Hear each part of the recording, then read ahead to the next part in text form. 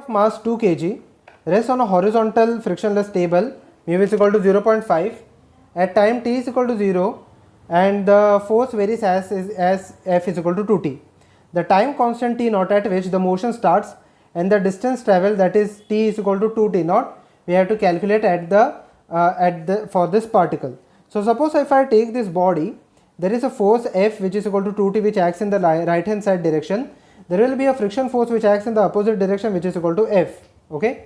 Now when will the body start moving? When this force will be equal to or greater than the frictional force. Okay. So when does the force apply become equal to the frictional force?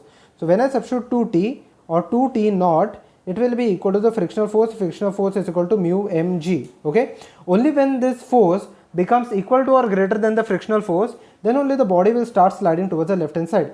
So T naught will be equal to mu is given as 0.5, m mass is given as 2 kg, g is equal to 10 divided by 2. So 2 and 2 will get cancelled out. The value of the T naught will be equal to 5 seconds.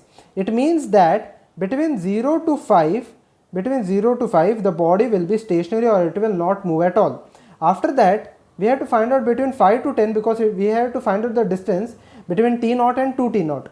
So in order to find that, after the body starts moving, there will be one force which is applied on the right hand side, that is F. There is one force which is applied on the left hand side, that is equal to the frictional force, will be equal to mass into acceleration of the body.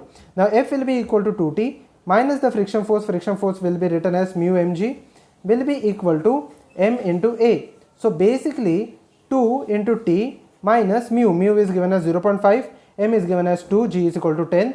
So 0.5 into 2 into 10 will give me the answer 10. A is equal to mass is given as 2, g is equal to 10. A, I do not know the value of A, so it will be equal to 2 into A. A will be equal to t minus 5. Okay, so the value of A is equal to t minus 5, but we have to find out the displacement. Now the acceleration can be written as dv by dt, which is equal to t minus 5. Now over here dv will be equal to t minus 5 dt.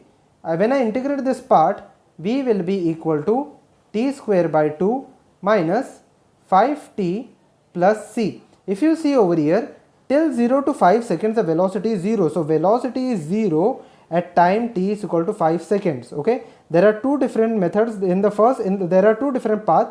Between the path A and B, the body remains completely stationary, so the equation will be different. Between part A and B and C, the equation will be different. So now when I substitute the time 5, the velocity should be equal to 0. So velocity is 0, it will be equal to 5 square by 2 minus 5 into 5 will be equal to 5 square plus c. So the value of c will come out to be 5 square by 2, or it will be equal to 25 by 2. So the equation of the velocity over here will be equal to t square by 2 minus 5t plus 25 by 2. I got the value of the constant.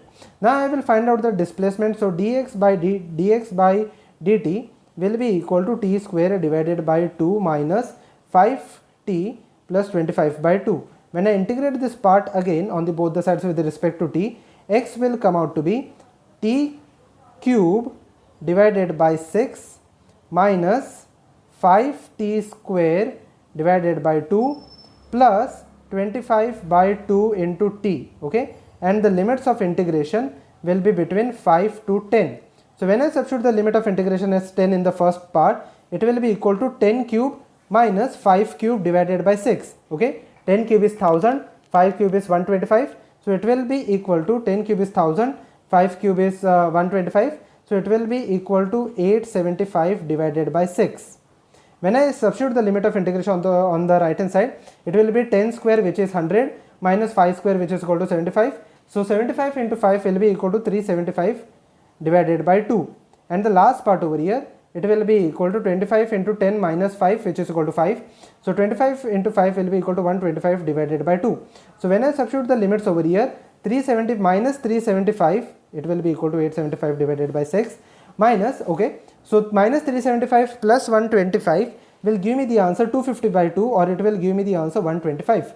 Okay, so now the last step over here, 875 by 6 minus 125 into 6, 125 into 6 will give me the answer 750. So 875 minus 750 will be equal to 125 by 6. So the total distance travelled between 5 to 10 seconds will be equal to 125 by 6. This will be the final answer.